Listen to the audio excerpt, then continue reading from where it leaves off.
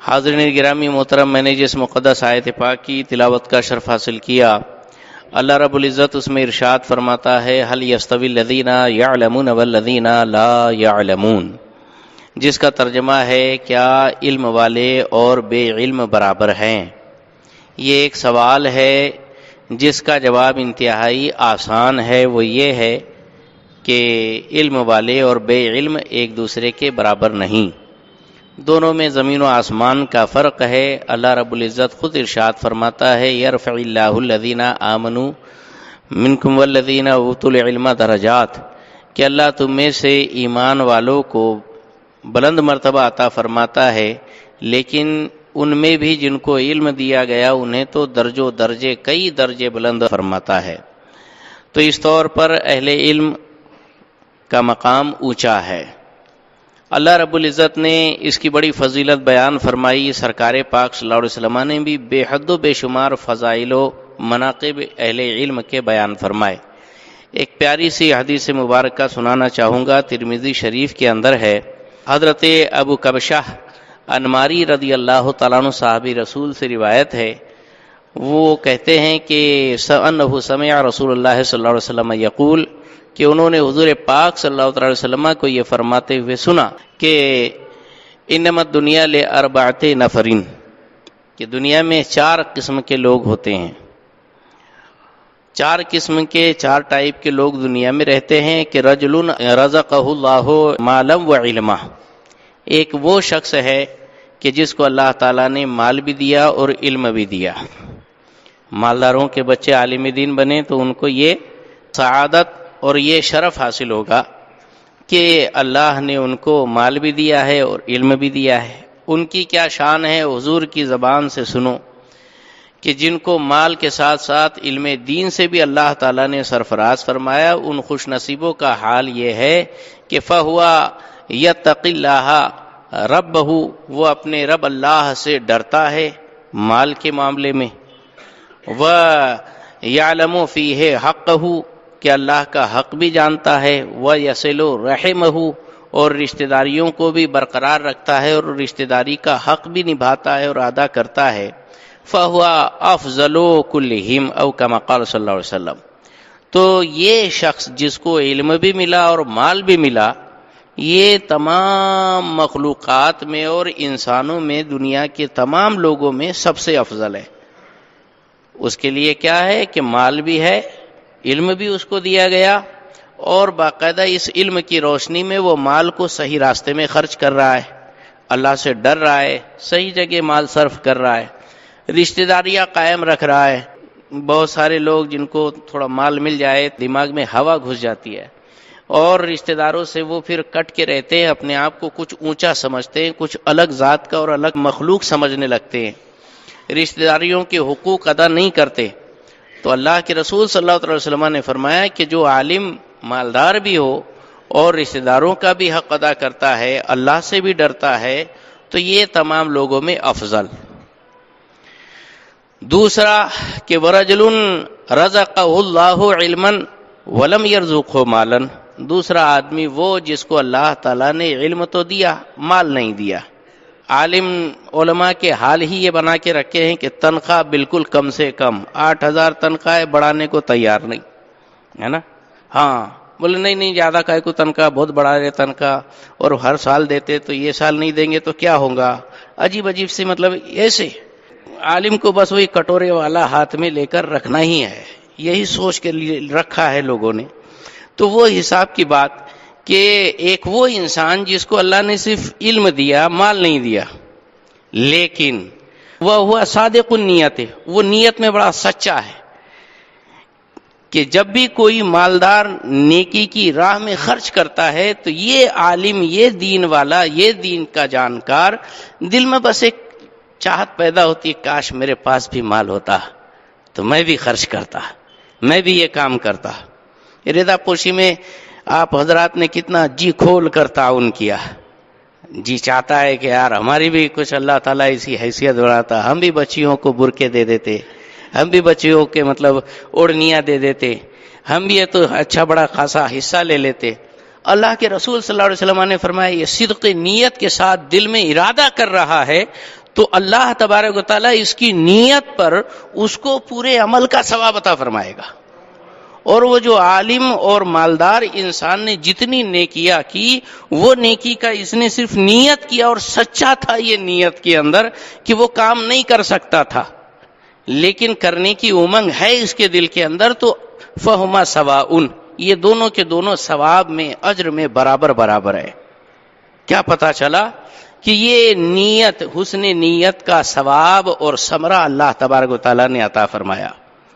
تیسری بات، اللہ کے رسول صلی اللہ علیہ وسلم نے فرمایا وَرَجُلٌ رَزَقَهُ اللَّهُ مَالًا وَلَمْ يَرْزُقْهُ عِلْمًا، تیسرا وہ شخص جس کو اللہ تعالیٰ نے صرف مال دیا، علم نہیں دیا. تو اب جس کے ہاتھ میں مال آ جائے، علم نہ ہو، علم نہیں ہے تو خوف خدا نہیں ہے، خوف خدا نہیں ہے تو کسی سے شرم و حیا نہیں ہے، بے حیا باش ہر چخواہی کن. تو اب وہی جیسے بندر کو کھجلی چھوٹی تو کدھر بھی کھجانا چالو کرے گا، وہی حال سے جب صرف مال ہی مال ہو اور اللہ کا خوف نہ ہو، علم نہ ہو، معلومات نہ ہو، تو پھر کیا کرے گا؟ شادیوں میں اوباش آوارہ عورتیں نچائے گا، آرکیسٹرا لگائے گا، دھوم دھڑاکہ کرے گا، شان بازی کرے گا، آوارہ گردی کرے گا، عیاشی فحاشی کرے گا، اسی میں مال کو لگائے گا. اللہ کے رسول فرماتے ہیں کہ تیسری کیٹیگری کا وہ آدمی ہوتا ہے جس کو اللہ تعالیٰ علم نہیں دیتا، صرف مال سے نوازتا ہے. فَيَخْبِتُ فِيهِ مَالَهُ، وہ اپنے مال خرچ کرنے میں باولا ہو جاتا ہے. ہاں، لا يتقی فیہ ربہ، مال خرچ کرنے میں خدا کا بالکل خوف نہیں رکھتا، آوارہ گردی میں، شراب میں اڑا رہا ہے، جوا میں اڑا رہا ہے، جگار میں اڑا رہا ہے، سٹے میں اڑا رہا ہے، گانجے میں اڑا رہا ہے، چرس میں اڑا رہا ہے، غرض کے بالکل حرام کاموں میں خرچ کرتا جا رہا ہے. ایسا انسان ولا یصل رحمہ، رشتہ داروں سے اس نے سلوک بھی نہیں کرتا. کوئی مجبور رشتہ دار ہے، اس کے مدد بھی نہیں کرتا، اس سے پیار سے بات بھی نہیں کرتا. تو فہوا، تو یہ انسان جتنے بھی مخلوقات ہیں اس میں سب سے زیادہ برے مرتبے والا اور برے درجے والا ہے، سب سے زیادہ ذلیل و رسوا ہے. اب چوتھی کیٹیگری کا وہ آدمی اللہ کے رسول فرماتے وَرَجُلٌ لَمْ يَرْزُقْهُ لَهُ مَالًا وَلَا عِلْمًا، کہ اللہ تعالیٰ نے اسے مال بھی نہیں دیا اور علم بھی نہیں دیا، ہے بھی غریب اور بالکل علم سے عاری اور خالی، شریعت کا کوئی خوف نہیں. اب ایسا انسان کرے گا تو کیا کرے گا؟ عالم کو دیکھ کے یہ تھوڑی سوچے گا کہ میں بھی مولانا جیسا کام کروں یا کوئی بھی نیک انسان جیسا. وہ تو یہی دیکھے گا کہ ارے یار یہ آدمی اتنی دھمال کر رہا ہے، زبردست آرکیسٹرا لا رہا ہے، میرے پاس بھی اگر پیسے ہوتے تو میں اس سے بھاری ہیروئن بلاتا، ہے نا. وہ اپنی جہالت کی وجہ سے اس جاہل خدا کے دشمن مالدار کے جیسا عمل کرنے کی کوشش کرے گا. اس نے اتنا خرافات کیا تو میں اس سے بڑھ کر خرافات کیا ہوتا. تو اللہ کے رسول فرماتے ہیں کہ وہ آدمی جس کو اللہ نے مال بھی نہیں دیا، علم بھی نہیں دیا، وہ ایسا بدبخت انسان ہے کہ وہ صرف خواہش ہی کرتا رہے گا، کرنا تو کچھ نہیں، ہونا بھی کچھ نہیں، کر بھی نہیں سکتا کچھ، لیکن بیٹھے بیٹھے یہ سوچ رہا ہے کہ ارے انہوں نے کتنے دارو کی پارٹی دیے، میرے پاس رہتا تو میں اس سے بڑی بار دارو کی پارٹی کرتا. ارے یار انہوں نے تو اتنا بڑا آرکیسٹرا رکھے، میرے اندر اگر طاقت ہوتی تو میں اس سے بھاری آرکیسٹرا رکھتا، اور زیادہ مطلب فاحشہ اور آوارہ عورتوں کو بلاتا، نچواتا. اللہ اکبر. اللہ کے رسول نے فرمایا کہ اس کی بدنیتی کی وجہ سے اس کا اور اس شخص کا دونوں کا گناہ برابر ہے. تو یہ اللہ کے رسول صلی اللہ علیہ وسلم نے دنیا کے انسانوں کی 4 کیٹیگری مقرر فرمائی. ایک وہ جو علم والا بھی ہے، مال والا بھی ہے. تو اللہ کے رسول کی نظر میں وہ مالدار عالم دین بہت اونچا درجہ رکھتا ہے جو خوف خدا رکھتا ہو. تو میں مالداروں سے کہتا ہوں کہ کیوں نہیں اپنے بچوں کو عالم دین بناتے؟ ہاں، ارے آپ کتنی کیوں نہ ڈگری ہولڈر کرا لو، کچھ بھی کرا لو، لیکن دوستو جو سکون آپ کو بیٹے کے عالم ہونے پر ملے گا، جیتے جی اور مرنے کے بعد بھی ویسا سکون نہیں ملنے والا اور کسی صورت میں. یقین جانو اور لکھ لو کسی بات، یہ کاغذ کے اوپر یہ بات، آپ جھوٹ نہیں پاؤ گے اس بات کو. اللہ کے رسول کی نظر میں بھی یہ بڑا اونچا مقام ہے. تو مالداروں کو تو خاص طور پر اپنے بچوں کو عالم دین بنانا چاہیے کہ اللہ کے رسول نے ان کو بڑا اونچے مقام والا اور درجے والا قرار دیا ہے.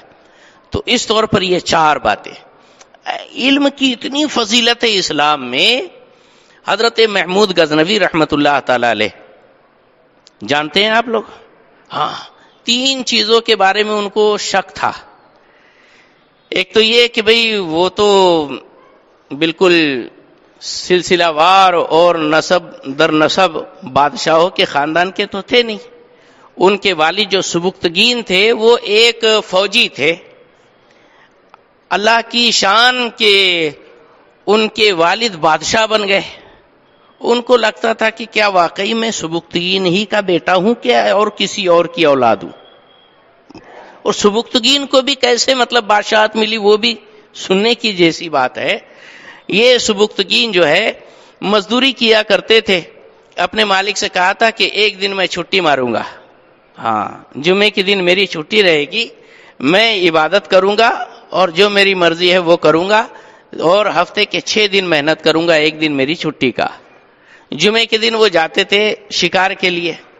شکار کے لیے گئے، دوڑ بھاگ کیا، لیکن کوئی شکار ہاتھ نہیں آیا. اب ہرن کا ایک بچہ ہاتھ لگا. وہی بچے کو لے کر واپس آئے. دوڑتے دوڑتے شام ہونے لگی تھی. سوچا کہ اگر ادھر رات ہو گئی تو پھر درندوں کا خطرہ رہے گا، جلدی سے جلدی آبادی میں پہنچا جائے. ایڑ لگائی اور سر پر جو گھوڑا دوڑایا، دوڑاتے دوڑاتے دوڑاتے بڑی مشکل سے شام ہوتے تک وہ شہر میں داخل ہوئے. تھوڑا سانس لیا، پیاس سے مطلب حلق سونکھ رہا تھا. جو پلٹ کے دیکھا تو وہ ہرن کا بچہ جو ان کے پاس تھا، اس کی ماں ہرن پیچھے پیچھے دوڑی دوڑی آ رہی ہے. سبکتگین نے جو دیکھا ماں کی ممتا کو کہ یا اللہ، میں اتنا تھک گیا جبکہ میں گھوڑے پر سوار ہوں، میرا حلق سوکھ گیا.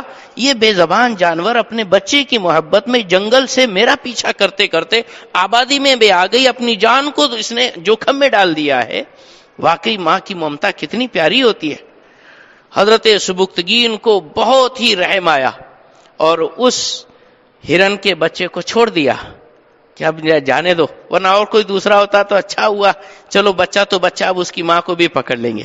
لیکن انہوں نے کہا کہ نہیں، چھوڑ دیا بچے کو، رحم کھا کر چھوڑ دیا. اب وہ بچہ بھاگتے ہوئے ماں کے پاس پہنچا. ہرن نے اپنے بچے کو چوما، چاٹا، اور اس کے بعد آسمان کی طرف نظر اٹھائی اور سبکتگین پر کی طرف نظر کی اور واپس دوڑتی ہوئی کلانچے مارتی ہوئی جنگل میں چلی گئی. اللہ اکبر.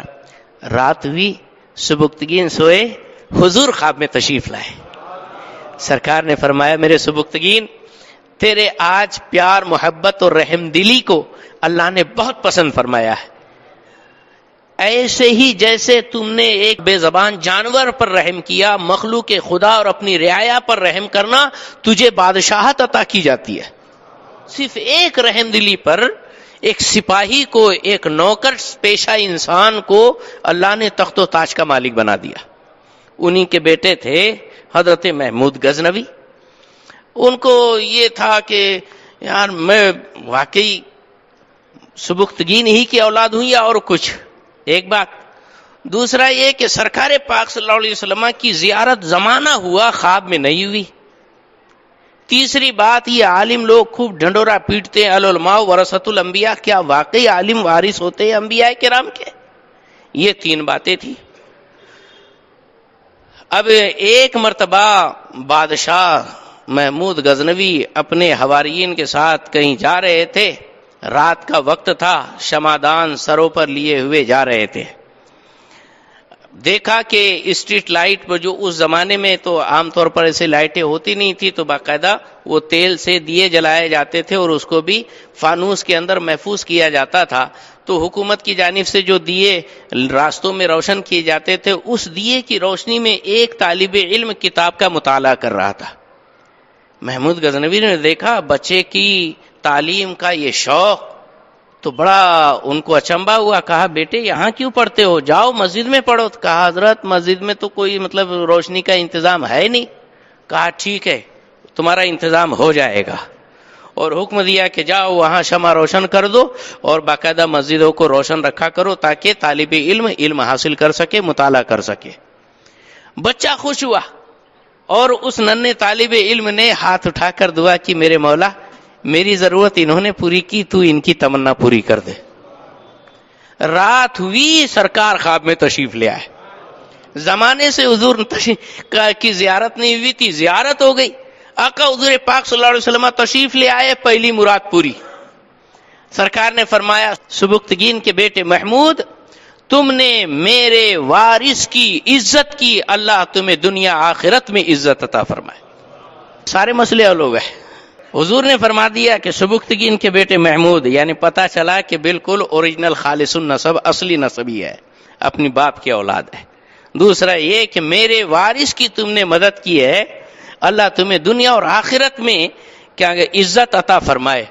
تو پتا چلا کہ یہ طالب علم علماء کرام یہ وارث الانبیاء ہوا کرتے ہیں، سارے شکوک و شبہات دور ہوئے۔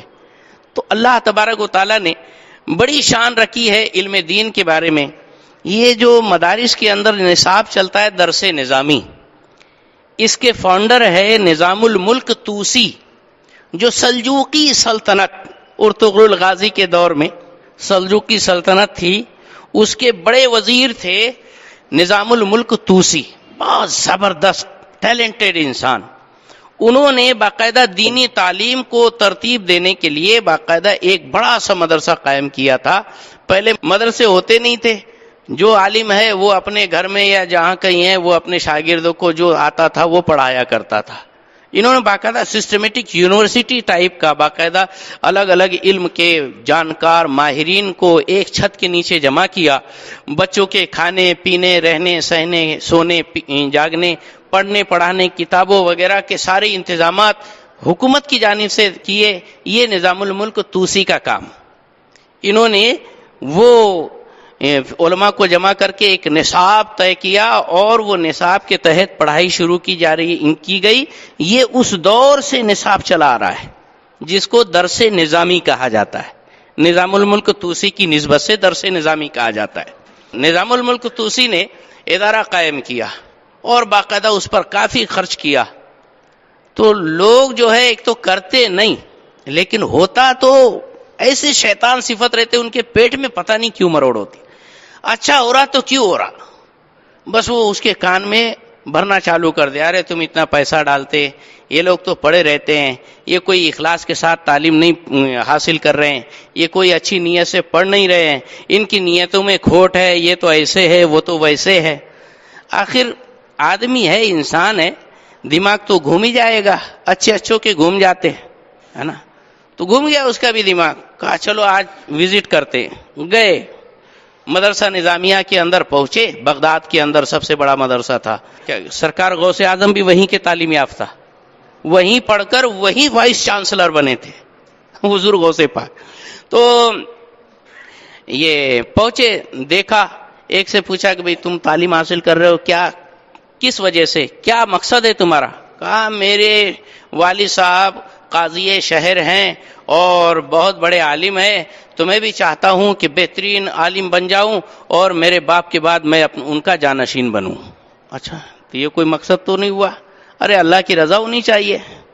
گیا باہر، دوسرے سے پوچھا تو کاہے کے لیے عالم بن رہا ہے؟ کہا میرے ابا بہت زبردست خطیب ہے اور پیر ہے، بڑی خانقاہ والے ہیں، بہت سارے ان کے مریدین ہیں، میں بھی چاہتا ہوں کہ خوب عالم دین بنوں اور اپنے باپ کا جانشین بنوں، گدی نشین بنوں، اس کے لیے تعلیم حاصل کر رہا ہوں۔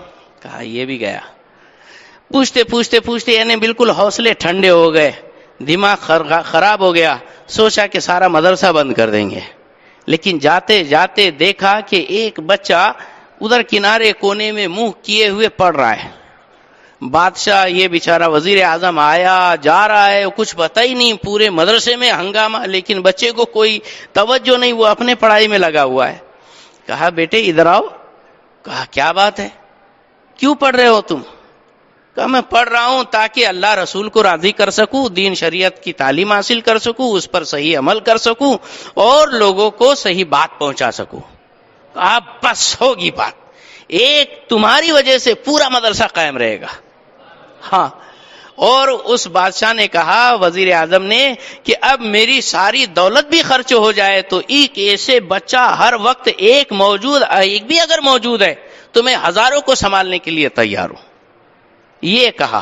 اور جانتے ہو وہ کون بچہ ہے؟ وہ حضرت امام غزالی رحمت اللہ تعالی علیہ. وہ امام غزالی ہے. ہاں، الجامعۃ الاشرفیہ کے اندر شارح بخاری، جن کو چاندی میں تولا گیا تھا رضا اکیڈمی کی جانب سے بامبے کے اندر، علامہ مفتی شریف اللہ امجدی رحمت اللہ تعالی علیہ، وہ جب بھی بیان کرنے کھڑے ہوتے بچوں کے سامنے تو یہ کہتے کہ اس میں سے کوئی ایک دو ہیرے ہوتے ہیں، بس ان ہیروں کے لیے ہم سارے پتھروں کا بوجھ اٹھانا گوارا کر لیں گے، ایک دو کامیاب ہو جائے بس. تو یہ کہ بھی سارے ہیں تو مطلب بالکل ایک دم ہائی فائی لیول کے ہو، تو تمہارے بچے کون سے ایک لائن کے ہیں اور تمہارے ہاتھ کی انگلیاں کون سی ایک لائن کی ہے؟ چھوٹی بڑی تو ہوتی ہے. تو زیادہ چوچلے نہیں کرنا اور کسی کا دماغ خراب نہیں کرنا، بلکہ جو ہو رہا ہے نیکی کے اندر بڑھ چڑھ کے حصہ لینا چاہیے. اور ماشاءاللہ آپ نے حصہ لیا، اور 2 سال کے اندر پھر ایک یہ رضا پوشی ہوئی. اللہ تبارک و تعالیٰ آپ کو جزائے خیر عطا فرمائے. اللہ تعالیٰ نے مال دیا ہے آپ کو، بھلے علم نہ دیا ہو، لیکن آپ نے وہ علماء کی قدر کی، اہل علم کی زبان رکھی، بات مانی اور اللہ کی راہ میں خرچ کیا. یقین جان لیجئے نظام الملک توسی نے بڑا مدرسہ قائم کیا اور رہتی دنیا تک ان کا نام لیا جا رہا ہے. آپ نے بھی تعاون کر کے اللہ کے دفتر میں اپنا نام درج کر لیا ہے. اس دفتر سے کبھی نام مٹائے نہیں جاتے. اللہ آپ کو خوش رکھے، آپ کی اولاد کو خوش رکھے اور سدا بہار رکھے، نظر بد سے بچائے. دوستان گرامی، علم کی قدر ہونی چاہیے. اپنے بچوں کو زیادہ سے زیادہ دین کی تعلیم دیجیے، علماء کرام کی عزت کیجیے. طلباء کرام اور طالبات جو مدرسوں میں پڑھتے ہیں پڑھتی ہیں ان کی بھی عزت کیجیے. اس لیے کہ جب مہمان رسول کہہ دیا تو غلام رسول کے لیے سب سے بڑی سعادت ہے کہ مہمان رسول کی خدمت کرے. اب چاہے وہ دارالعلوم غوث اعظم کے بچے ہو، چاہے وہ صادق العلوم کے بچے ہو، چاہے وہ رضا سینٹر کے بچے ہو، چاہے وہ جامعہ بنات الصالحات کے یا رضا مصطفیٰ کے بچے ہو، جو بھی طالب علم ہے وہ سر آنکھوں پر، ارے ان کے پیروں کے نیچے فرشتے اپنے نوری پر بچھاتے ہیں. اللہ تبارک و تعالیٰ آپ کو، ہم کو، سب کو سعادت دارین سے سرفراز فرمائے. اللہ رب العزت نے جو یہ ارشاد فرمائے یرفع هل يستوي الذين يعلمون والذين لا يعلمون، کیا علم والے اور بے علم برابر ہیں؟ تو یہ ایک سوال ہے، اور ظاہر بات ہے کہ یہ کامن بات ہے کہ جب کوئی سوال ہوتا ہے تو سوال کرنے والے کے حساب سے وہ سوال ہوتا ہے. سوال کرنے والا اگر بچہ ہے تو اس کا سوال بھی اتنا ایزی اور آسان ہوگا. بچہ کیا زیادہ سے زیادہ بولے گا وہ کیا ہے تو کہا وہ چڑیا ہے، یہ کیا ہے تو کہا یہ بلب ہے، وہ کیا ہے تو بولے پنکھا ہے. بچوں کا یہ سوال ہوگا. اور زیادہ کچھ ہوشیار ہو گیا تو ارے یہ لوہے کا پنکھا بے جان ہوتا ہے، چل کیسے رہا ہے، گھوم کیسے رہا ہے، اس کے پیچھے ریزن کیا ہے. سوال زیادہ رف ٹف ہوتا چلا جا رہا ہے. اب آپ اس کو سمجھانا پڑے گا الیکٹرک کے ساتھ اس کو جوڑا گیا اور باقاعدہ مشینری کے حساب سے اس کو چلایا جا رہا ہے، بٹن دباتے سے الیکٹرک وہاں تک پہنچتی ہے اور بجلی جیسی پہنچی پنکھا گھومنا چالو ہو جاتا ہے. آپ کو زیادہ ڈیٹیل سے بتانا پڑے گا. اور زیادہ کوئی ہوشیار ہوا تو کہا کہ یہ تو گرم تارن، یہ تو ٹھنڈا تارن، پھر یہ تیسرا تار کائے کو آ گیا، پھر اس کے بعد بٹن دباتے تو ٹک سے آواز کیوں آتی. اتنے باریک کریں گے تو آپ اس کو اس کا جواب دیتے دیتے پریشان ہو جائیں گے. ارے صاحب وہاں تک پہنچنا تو چھوڑو، چھوٹے چھوٹے بچے آج کل ایسے باریک باریک سوال کر دیتے کہ بڑے بڑوں کے دانت میں پسینہ آ جاتا ہے نا. تو جیسا سوال کرنے والا ہوگا ویسے ہی اس کا رف اینڈ ٹف سوال ہوگا. اللہ رب العزت سے بڑا کون ہو سکتا ہے؟ تو اس کا جو کویشچن ہوگا وہ کتنا زبردست ہوگا کہ کسی سے بھی حل نہیں ہونا چاہیے. لیکن اللہ تو فرماتا ہے هل يستوي الذين يعلمون والذين لا يعلمون، علم والے بے علم برابر ہے کیا؟ تو اس کا جواب جہاں جانکار انسان دے دے گا وہی ان پڑھ نادان بلکہ چھوٹا سا بچہ وہ بھی جواب دے دے گا نہیں، دونوں برابر نہیں ہوتے، دونوں برابر نہیں ہوتے، دونوں میں فرق ہوتا ہے. آخر اتنا ایزی اور اتنا آسان سوال کیوں ہے؟ وہ اللہ کا سوال اور وہ بھی اتنا آسان. اس کے پیچھے وجہ یہ ہے کہ جب تجھے اتنا سمجھ رہا ہے کہ علم حاصل کرنے کے بعد مرتبے اونچے ہوتے ہیں، مقام بلند ہوتا ہے، تو پھر پڑھتا کیوں نہیں؟ آگے بڑھتا کیوں نہیں؟ کس نے روکا تجھے اسکول میں جانے سے؟ کس نے روکا تمہیں مدرسے سے جانے سے؟ کس نے روکا تمہیں تعلیم حاصل کرنے سے؟ کس نے روکا تجھے اپنی معلومات میں اضافہ کرنے سے؟ اور طلب علم کی کوئی عمر نہیں ہوتی. ہمارے حضور پاک صلی اللہ علیہ وسلم نے ارشاد فرمایا اطلب العلم من المہد الی اللحد، ماں کی گود سے لے کر قبر کے گڈھے میں جانے تک علم حاصل کرتے رہو. یہ حضور پاک صلی اللہ علیہ وسلم کا فرمان عالی شان. لہذا پڑھو، آگے بڑھو. یہ آج کہا گیا کہ شکال تر ٹکال، لیکن ہمارے حضور پاک صلی اللہ علیہ وسلم نے تو پہلے ہی فرما دیا اطلب العلم ولو کان بالصین، علم حاصل کرو بھلے چاہے تمہیں چین جانا پڑے. اللہ تبارک و تعالی ہمیں علم حاصل کرنے، اس پر عمل کرنے، دوسروں تک پہنچانے اور عام کرنے کی سعادت و توفیق رفیق عطا فرمائے. السلام علیکم ورحمۃ اللہ وبرکاتہ.